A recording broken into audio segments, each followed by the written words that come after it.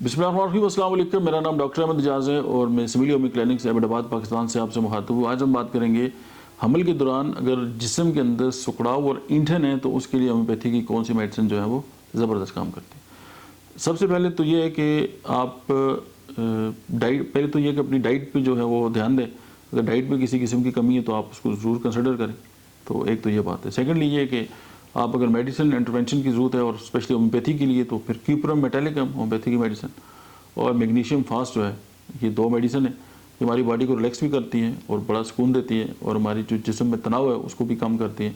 इसको 30 में आप जो है वो 10 कतरे जो है वो सुबह दोपहर शाम 2 घंटे पानी में मिला के इस्तेमाल करें और अपनी इस जो इशू है आप इससे बग़ैर किसी साइड इफ़ेक्ट के जो है वो जान छुड़ा सकते हैं। Thank you.